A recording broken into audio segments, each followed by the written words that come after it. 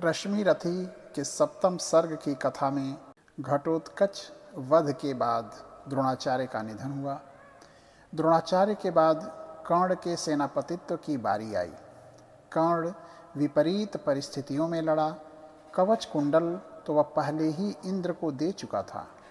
इंद्र से एक अग्नि नामक जो अस्त्र उसे मिला था वह भी घटोत्कच को मारकर उसके पास से चला गया था। फिर कुंती को उसने वचन दिया था कि अर्जुन के सिवा और पांडवों का वध मैं नहीं करूँगा। इस पर शल्य को उसने सारथी बनाया। शल्य युधिष्ठिर का मामा था और पांडवों ने शल्य को सिखला रखा था कि जब आप कर्ण का रथ हाँकिए तब उसे दुर्वचन कहते रहिए जिससे उसका तेज मंद होता जाए। तब भी कर्ण का पांडवी सेना पर भयानक आक्रमण हुआ और पांडवी पक्ष के वीर जवाब नहीं दे सके। कर्ण आज प्राणपण से लड़ रहा था। उसकी इच्छा थी कि अर्जुन और कृष्ण दोनों को बंदी बनाकर समर भूमि में ही दुर्योधन का जय तिलक सजा दिया जाए। वह उत्साह से लड़ रहा था। उसी समय धर्मराज युधिष्ठिर उसके सामने पड़ गए।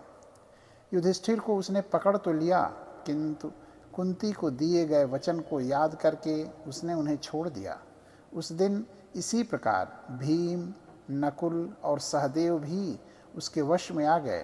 कर्ण उन्हें मार सकता था, किंतु कुंती के कारण उसने चारों को जीवित छोड़ दिया। इस स्थिति से किंचित कुपित होकर, किंतु वास्तव में कर्ण का अपमान करने के लिए शल्य कहता है कि तू जो इस प्रकार पांडवों को छोड़े जा रहा है, इससे मालूम होता है कि तू अर्जुन के बाणों से डरकर कायर हो रहा है। कर्ण कहता है कि मैंने चारों पांडवों को छोड़ दिया, यह भेद बताने लायक नहीं है। यह तो व्रत की वेदना है जिसे मैं भीतर भीतर सहूँगा। मैंने इन चारों वीरों को नहीं छोड़ा है, प्रत्युत पुण्य के 4 फूल भगवान पर चढ़ा दिए हैं। इतने में अर्जुन से उसका सामना होता है।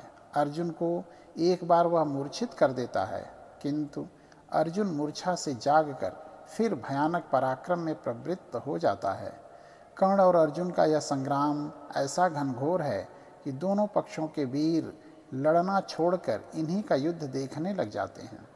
इसी बीच अश्वसेन सर्प आता है और कर्ण से प्रार्थना करता है कि मुझे तू अपने बाण पर चढ़ाकर अर्जुन पर फेंक तो सही, मैं अभी उसका खात्मा किए देता हूँ और तुझे विजय अनायास मिल जाएगी। महाभारत में लिखा है कि कर्ण ने अश्वसेन की सहायता यह कहकर अस्वीकृत कर दी कि सांप की सहायता से यदि 100 अर्जुनों का वध होता हो तो भी मैं यह सहायता स्वीकार नहीं करूँगा। जो पतित, पामर, अनाचारी और मानवता का शत्रु है वह तो मेरा भी शत्रु ठहरा। फिर उसकी सहायता लेकर मैं अपने पुण्य को नष्ट क्यों करूं? इसके बाद भगवान कृष्ण कर्ण के शौर्य की प्रशंसा करते हैं और साथ ही साथ अर्जुन को कर्ण के विरुद्ध उत्तेजित भी। इतने में कर्ण को अपनी मृत्यु का पूर्वाभास होता है और वह काल को धमकाकर शल्य से कहता है कि अब मेरा रथ वहाँ ले चलो जहाँ कृष्ण और अर्जुन के साथ पांडव पक्ष के सभी नामी वीर वर्तमान हों।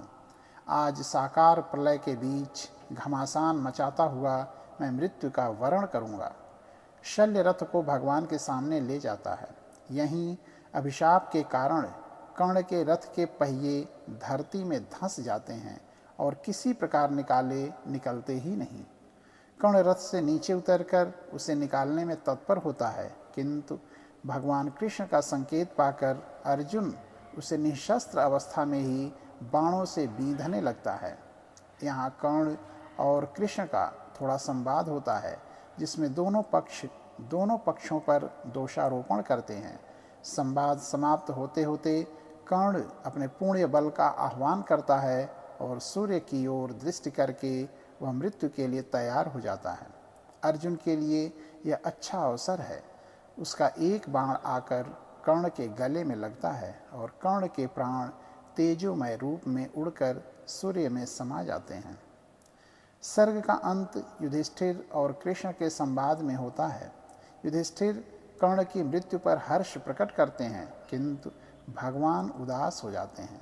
उनका कहना है कि यह विजय चरित्र खोकर हुई है, जीत असल में कर्ण की हुई। यह भूल जाइए कि कर्ण हमारा शत्रु था, वह द्रोण और भीष्म के समान आदर का पात्र है।